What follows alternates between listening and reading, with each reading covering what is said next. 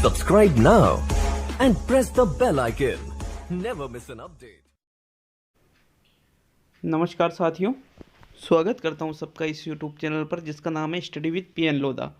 मित्रों, psychology special test series के अंतर्गत दूसरा टेस्ट जिसमें प्लेलिस्ट बना रखी है मैंने, जीन पियाजे के 50 क्वेश्चन हमने देखे थे इससे पूर्व। आज हम देखने वाले हैं थॉर्नडाइक के 33 महत्वपूर्ण प्रश्न। एक ही वीडियो में सब कुछ, सारे ही प्रश्न यहीं पर मिल जाएंगे, कहीं भी बाहर से पढ़ने की भटकने की आवश्यकता नहीं है थॉर्नडाइक से संबंधित। तो चलिए वीडियो को शुरू करते हैं साथियों। पहला क्वेश्चन देखेंगे। पहला क्वेश्चन है, आप घोड़े को पानी के पास ले जा सकते हैं पर उसे पानी पीने के लिए बाध्य नहीं कर सकते। इस कहावत की पुष्टि सीखने के किस नियम से होती है? ये यहाँ पर थोड़ी सी मिसप्रिंट है, बाध्य नहीं कर सकते ऐसा लिखा है। तो अभ्यास के नियम से, तत्परता के नियम से, प्रभाव के नियम से और उपयोग के नियम से। तो साथियों सभी ने पढ़ रखा होगा, बिल्कुल जी हाँ, तत्परता का नियम ही इसको कहा जाता है। दूसरा विकल्प सही है। वीडियो सभी शिक्षक भर्तियों के लिए काफ़ी ज़्यादा उपयोगी है, सभी प्रकार की शिक्षक भर्तियों के लिए, कोई सी भी हो, चाहे केंद्र के स्तर की हो चाहे राज्य स्तर पर, किसी भी राज्य में कोई सी भी शिक्षक भर्ती, रीट है, सेकंड ग्रेड है, फर्स्ट ग्रेड है, यूपी टेट है, मतलब कोई से भी राज्य की भर्ती हो, सभी के लिए बेस्ट वीडियो है साथियों ये। तो चलिए दूसरा क्वेश्चन देखेंगे। सीखने का प्राथमिक मूलभूत नियम संबंधित है अभ्यास कार्य से, परिणाम की अपेक्षा से, प्रशंसा से और तत्परता से। तो मित्रों मूलभूत नियम की अगर हम बात करें तो मित्रों प्रश्न नंबर 2 का राइट आंसर बताइए, सीखने का प्राथमिक मूलभूत नियम किससे संबंधित है? साथियों देखिएगा, सीखने का जो प्राथमिक मूलभूत नियम है, यहाँ आप तीनों में कंफ्यूज होगे, अभ्यास, परिणाम और तत्परता। तो सबसे बेस्ट आंसर है तत्परता से संबंधित है। कई जगह अभ्यास भी मिलता है साथियों इसका, लेकिन इसका जो ऑफिशियल आंसर है आरपीएससी के द्वारा माना गया वो है तत्परता का नियम। चलिए आप हमें कमेंट करके जरूर बताइएगा कि आपके अनुसार अभ्यास कार्य सही है क्या, लेकिन आरपीएससी ने इसमें तत्परता मान रखा है साथियों। तो तत्परता या तैयारी सही मान रखा है, चौथा विकल्प है सही रहेगा प्रश्न नंबर 2 में। चलिए नेक्स्ट देखते हैं प्रश्न नंबर 3 को, बिल्कुल कमेंट करके आप जा सकते हो प्रश्न नंबर 2 के लिए। तीसरा क्वेश्चन, लेकिन थोड़ी सी जानकारी दे दूं, थॉर्नडाइक ने जो सिद्धांत दिया था साथियों वो दिया था सन 1898 में, जबकि अगर बात करें थॉर्नडाइक ने जो सीखने के या अधिगम के नियम दिए थे वो दिए थे सन 1913 में। अगर आपके एक क्वेश्चन आ जाए कि सिद्धांत कब दिया गया तो 1898, नियम कब दिए गए तो 1913, इस प्रकार से आपको सही करने हैं।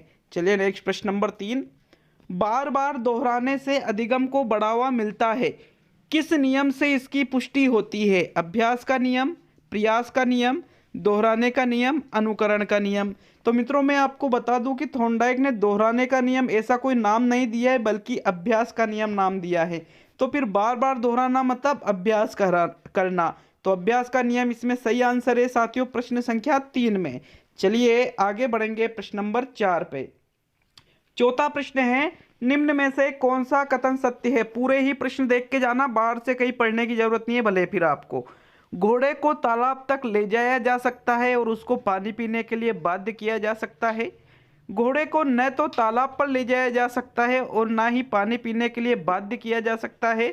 घोड़े को तालाब पर ले जाकर उसको पानी पीने के लिए कुछ किया जा सकता है और घोड़े को तालाब तक ले जाया जा सकता है, लेकिन उसको पानी पीने के लिए बाध्य नहीं किया जा सकता है। तो जो थॉर्नडाइक के सिद्धांत में जो नियम दिया गया है तत्परता वाला, तो साथियों उसमें कहा गया है कि घोड़े को आप तालाब तक तो ले जा सकते हो, लेकिन पानी पीने के लिए बाध्य नहीं कर सकते। चौथा कथन ही सही रहेगा साथियों।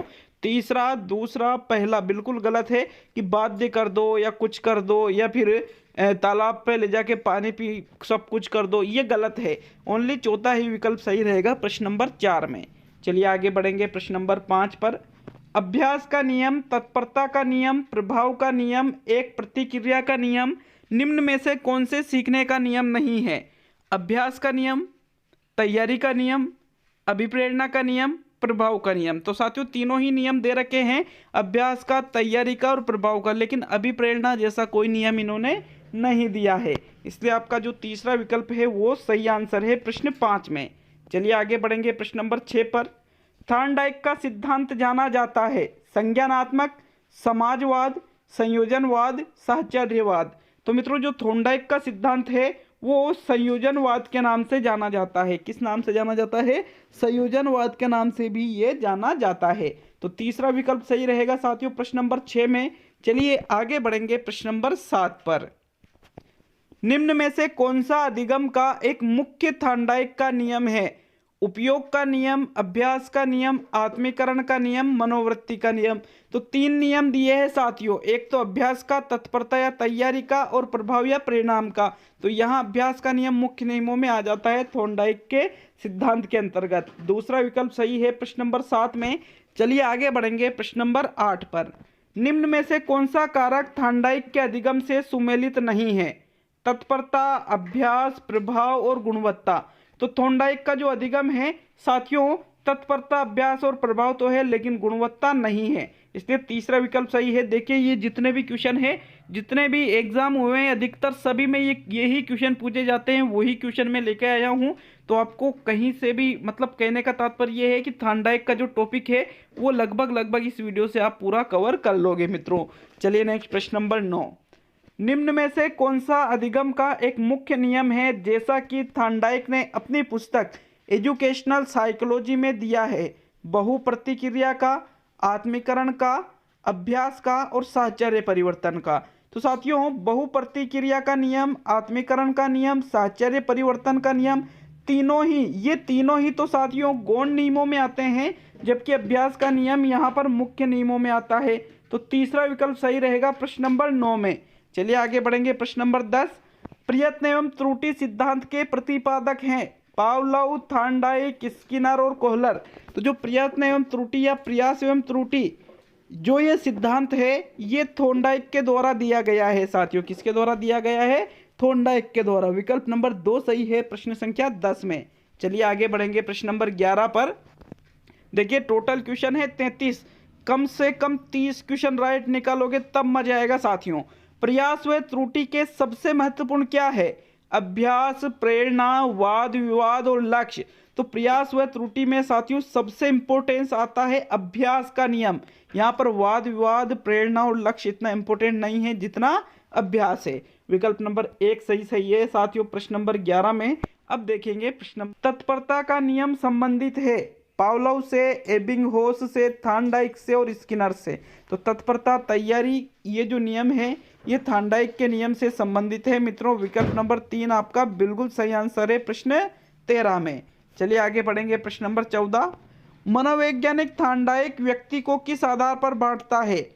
किस आधार पर बांटा है मनोवैज्ञानिक थॉर्नडाइक ने व्यक्तित्व को?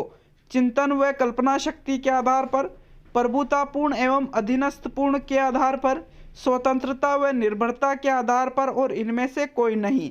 तो मित्रों थॉर्नडाइक ने व्यक्तित्व का जो विभाजन किया है वो चिंतन व कल्पना शक्ति के आधार पर किया है। चिंतन व कल्पना शक्ति के आधार पर। तो साथियों यहाँ पर आपका प्रथम विकल्प सही है प्रश्न 14 में। चलिए आगे बढ़ेंगे प्रश्न नंबर 15 की ओर। प्रयास एवं त्रुटि का सिद्धांत किसने दिया? पावलोव, वुडवर्थ, थॉर्नडाइक और कोई नहीं। तो बिल्कुल प्रयास और त्रुटि का सिद्धांत वही थॉर्नडाइक के द्वारा ही दिया गया है मित्रों। तीसरा विकल्प सही है प्रश्न संख्या 15 में। अब आगे देखते हैं प्रश्न नंबर 16 को। जब बालक सीखने के लिए तैयार होता है तब वह जल्दी व प्रभावशाली तरीके से सीखता है। यह सिद्धांत प्रतिपादित किया गया थॉर्नडाइक द्वारा, स्किनर द्वारा, पावलोव द्वारा, कर्ट लेविन द्वारा। तो सीखने के लिए तैयार होता है मतलब सीखने के लिए तत्पर रहता है, मतलब तत्परता का नियम। तो ये किसके द्वारा दिया गया था? वही थॉर्नडाइक के द्वारा ही दिया गया था साथियों। 16वें क्वेश्चन में भी थॉर्नडाइक मतलब प्रथम विकल्प सही है प्रश्न संख्या 16 में। अब प्रश्न नंबर 17। आप घोड़े को पानी तक ले जा सकते हैं पर उसे पानी पीने को मजबूर नहीं कर सकते। यह कहावत एक उदाहरण है सीखने की बुद्धि का, सीखने के प्रति सजगता का, सीखने के प्रभाव का और सीखने में रुचि का। तो साथियों प्रश्न नंबर 17 का राइट आंसर बताइए। तो मित्रों देखिए घोड़े को पानी तक ले जा सकते पर पानी पीने के लिए मजबूर नहीं कर सकते। ये सीखने के प्रभाव का नहीं है बल्कि सीखने के प्रति सजगता या तत्परता का उदाहरण है। दूसरा विकल्प सही है साथियों यहाँ पर प्रश्न संख्या 17 में।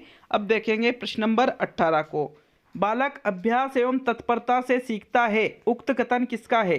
क्रो एंड क्रो, थोंडाइक, ट्रेक्सलर और कोई नहीं। तो बिल्कुल थोंडाइक के बारे में पढ़ रहे हैं तो बिल्कुल यहाँ थोंडाइक ही सही रहेगा। देखिए यहाँ पर आप आसानी से थोंडाइक बता रहे हो, लेकिन जब एग्जाम में पूछा जाता है तो यूँ थोड़ी कि भाई थोंडाइक से संबंधित प्रश्न ऐसे टॉपिक आएगा और फिर वहाँ प्रश्न पूछेंगे, नहीं मित्रों। इसलिए दूसरा विकल्प यहाँ अच्छी तरह से प्रश्नों को देखना है और फिर आगे बढ़ना है। यहाँ 18वें में दूसरा विकल्प सही है। नेक्स्ट प्रश्न नंबर 19, किसी क्रिया को बार बार दोहराने से क्या लिखा था मैंने यहाँ, दोहराने से उसका संबंध हो जाता है। उक्त कथन थॉर्नडाइक के किस नियम से संबंधित है? तत्परता का नियम, प्रभाव का नियम, अभ्यास का नियम, बहु प्रतिक्रिया का नियम।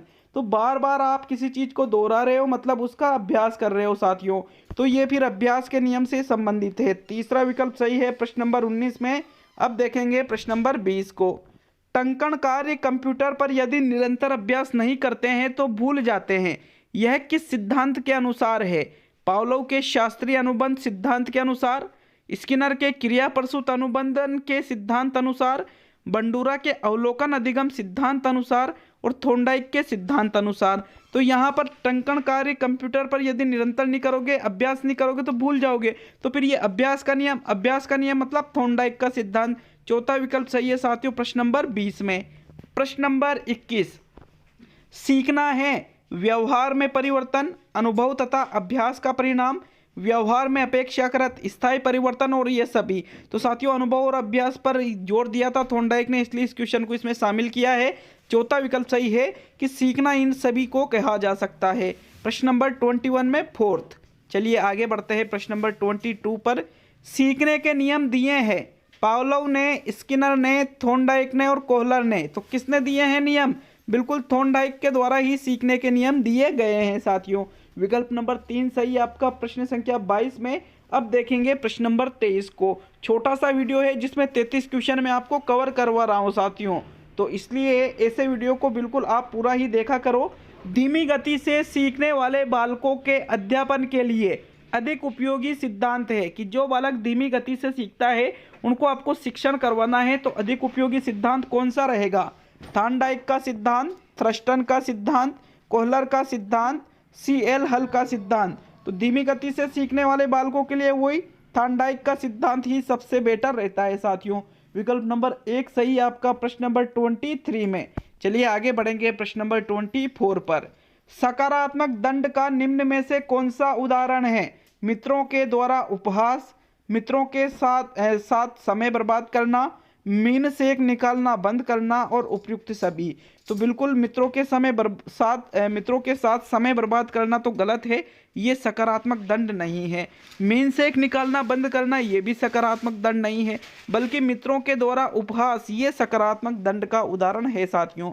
विकल्प नंबर 1 सही है प्रश्न नंबर 24 में। चलिए आगे बढ़ेंगे प्रश्न नंबर 25 पर। थॉर्नडाइक के प्रभाव का नियम का शैक्षणिक महत्व नहीं है। रुचियों में वृद्धि होती है, संवेगों पर नियंत्रण रख सकते हैं, अपराधी बालकों का उपचार किया जा सकता है और स्मरण शक्ति में कमी आती है। तो ये कमी आना तो ये तो बिल्कुल नेगेटिव हो गया और यही आपका राइट आंसर है, क्योंकि इसका शैक्षणिक महत्व प्रभाव के नियम का यूनिक स्मरण शक्ति में कमी आएगी। चौथा विकल्प सही है साथियों 25 में। चलिए आगे बढ़ेंगे प्रश्न नंबर 26 पर। एक शिक्षक होने के नाते आप सीखने के किस नियम को नहीं अपनाएंगे? आंशिक क्रिया का नियम, तत्परता का नियम, अभ्यास का नियम, प्रलोभन का नियम। तो बिल्कुल आंशिक क्रिया के नियम को अपनाएंगे, तत्परता के नियम को अपनाएंगे, अभ्यास के नियम को अपनाएंगे, लेकिन प्रलोभन के नियम को नहीं अपनाएंगे साथियों। विकल्प नंबर 4 सही आपका प्रश्न नंबर 26 में। मित्रों अब देखेंगे प्रश्न नंबर 27 को, 27वां क्वेश्चन। एक बच्चा अतीत की समान परिस्थिति में की गई अनुक्रियाओं के आधार पर नई स्थिति के प्रति अनुक्रिया करता है, यह किससे संबंधित है? सीखने की प्रक्रिया का अभिवृत्ति नियम, सीखने का तत्परता का नियम, सीखने का सादृश्यता का नियम और सीखने का प्रभाव का नियम। तो देखिए जो बालक है वो अतीत मतलब पहले की जो प्रतिक्रियाएं हैं, अनुक्रियाएं हैं, उसके समान वर्तमान में कोई परिस्थिति आई है तो उसकी अनुक्रियाओं को वापस दोहरा रहा है वो। तो फिर यहाँ पर हम इसको कहेंगे सीखने का सादृश्यता का नियम, मतलब पूर्व अनुभवों का वर्तमान परिस्थिति में काम लेना समस्या का समाधान करने के लिए, यही सीखने का सादृश्यता का नियम कहलाता है साथियों। तीसरा विकल्प 27 में राइट आंसर है मित्रों। चलिए आगे बढ़ेंगे प्रश्न नंबर 28 पर।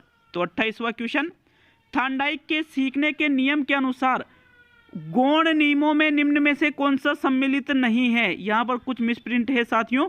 गौण नियमों में बहु अनुक्रिया का नियम, प्रभाव का नियम, मानसिक स्थिति का नियम और आंशिक क्रिया का नियम।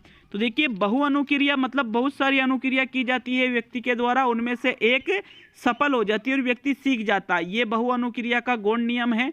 मानसिक स्थिति का नियम मतलब हम जिस अनुपात में मानसिक रूप से किसी चीज को सीखने के लिए तैयार रहते हैं उसी अनुपात में हम सीख पाते हैं, ये मानसिक स्थिति का नियम है।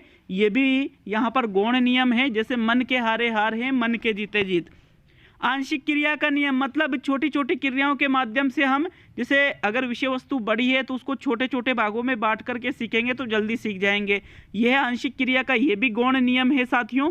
लेकिन प्रभाव या परिणाम का नियम गौण नहीं बल्कि मुख्य नियमों में आता है।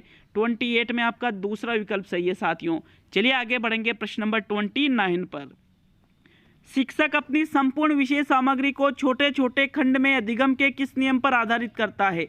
आंशिक क्रिया का नियम, बहु प्रतिक्रिया का नियम, अभ्यास का नियम और प्रभाव का नियम। तो साथियों देखिए प्रभाव या परिणाम का नियम क्या कहता है कि व्यक्ति उसी कार्य को करता है जिससे उसे संतुष्टि मिलती है, अगर संतुष्टि मिलेगी तो उस कार्य को करना जारी रखेगा, सीख जाएगा। अभ्यास का नियम मतलब लगातार आप किसी कार्य को करते रहते हो तो वो कहलाता है अभ्यास का नियम, लगातार अभ्यास करने से कठिन कार्य भी सरल हो जाता है साथियों। आंशिक क्रिया का नियम है ये, जिसमें शिक्षक विषय सामग्री को छोटे छोटे खंडों में अधिगम के नियम पर पढ़ाता है, तो इसको ही आंशिक क्रिया का नियम कहते हैं। जबकि बहु प्रतिक्रिया का नियम क्या कहता है कि हम बहुत सारी अनुक्रिया करते हैं और उनमें से एक सही हो जाती है और हम सीख जाते हैं। तो यहाँ प्रथम विकल्प सही है 29 में। चलिए प्रश्न नंबर 30, क्रिया की सफलता से संतोष एवं असफलता से असंतोष, सॉरी यहाँ लिखा था असंतोष, थोड़ी सी मिस्टेक हो रही है साथियों, असंतोष होता है। थॉर्नडाइक का कौन सा नियम इंगित करता है। अभ्यास का, तत्परता का नियम, प्रभाव का नियम और कोई नहीं। तो देखिए क्रिया की सफलता से तो संतोष मिलता है, असफलता से असंतोष मिलता है, तो इसको कहते हैं प्रभाव या परिणाम का नियम। साथियों तीसरा विकल्प आपका बिल्कुल सही है यहाँ प्रश्न नंबर 30 में। चलिए आगे बढ़ेंगे प्रश्न नंबर 31 पर। थॉर्नडाइक द्वारा कौन सी थ्योरी दी गई है। RS theory, SR theory, classical theory और इनमें से कोई नहीं। तो क्लासिकल थ्योरी तो किसके द्वारा दी गई है, पावलोव के द्वारा। स्टिमुलस रेस्पॉन्स थ्योरी, उद्दीपक अनुक्रिया का सिद्धांत, स्टिमुलस RS थ्योरी थॉर्नडाइक के द्वारा दी गई है साथियों। तो विकल्प नंबर 1 सही है 31वें में।